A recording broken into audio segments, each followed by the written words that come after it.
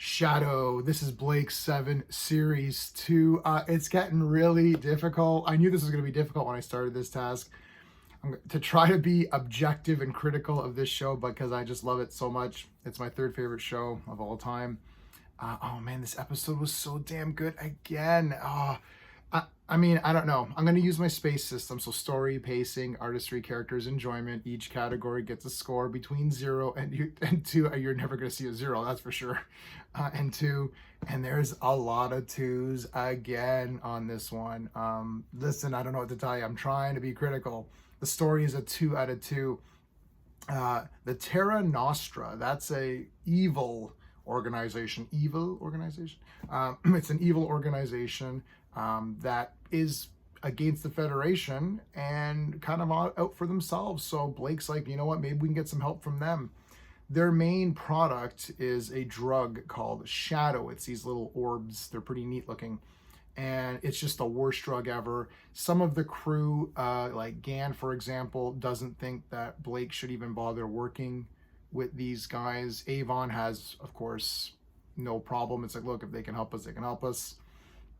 That's sort of the basic story, but just like a lot of these episodes, they're 50 minutes, 50 minutes, and there's so much in them that you feel like you've watched a movie almost. So there's more subplots going on too, where Aurak is being controlled telepathically and then controlling Callie through these little disc guys, and it's like these little life forms that are on the planet. They're pretty neat. They're on this like desert planet thing, and they move around, and they're little discs, but they're sentient. That's a wicked idea. I've never seen really anything like that, probably in any sci-fi show if I'm trying to think back. So that's a very unique idea, especially for the time, that's for damn sure. So that was cool. You got these side characters. I'll get to the character section, but these kind of interesting side characters, these kind of drugged out guys. You have this villain guy who's a complete ass. There's a lot going on in this one. So I love the story here.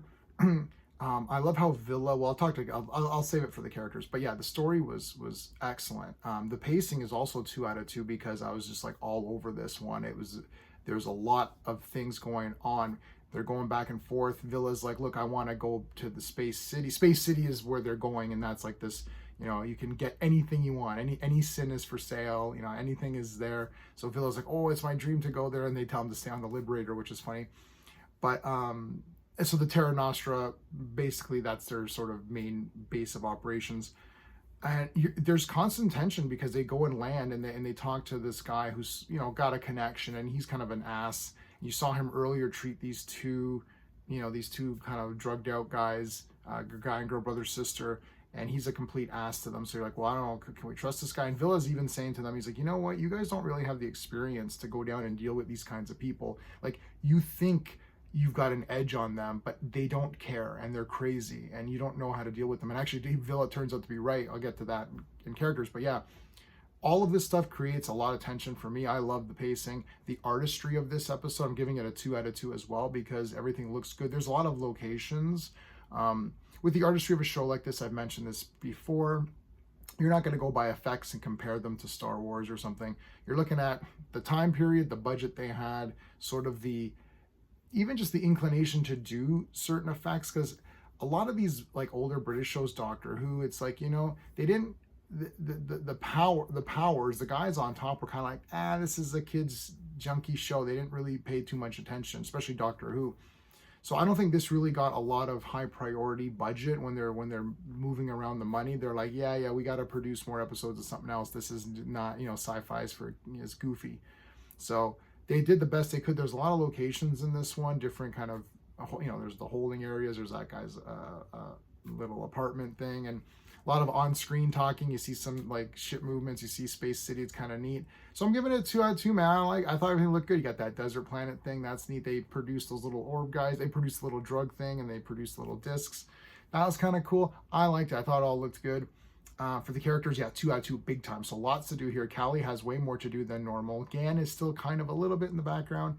Jenna, she has the contacts for the smuggling operation. So she said her thing was that She was supposed to be smuggling Shadow, and she declined that. And it's great because Avon is like, well, that was a good idea, because if you're found in possession of it, it's a death sentence. And she's like, well, that's not the reason.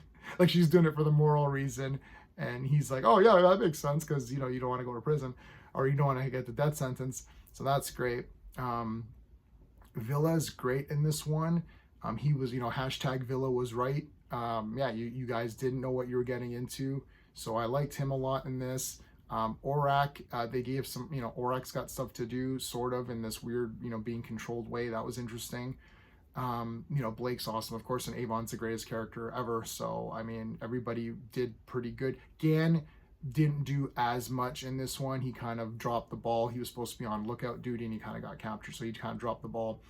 Yeah, otherwise everything is good. The villains are complete pieces of garbage, and they're supposed to be, so I'm not saying they're garbage like as in to say that they're bad characters. I'm saying that it's just complete, like they're just assholes. So enjoyment factor 2 out of 2. I love this episode. 10 out of 10. Oh my god, I'm gonna appear on these shill videos where people clip you and say, look at this guy, he just says everything's a 10. But it really is a 10 out of 10. I don't know what to tell you. I'm explaining it. I'm not just saying it's 10 out of 10 and yay. I'm telling you why. It's pretty cool. So if you like Blake 7, please like the video. Share it out also, because I don't think Blake 7 is out there enough.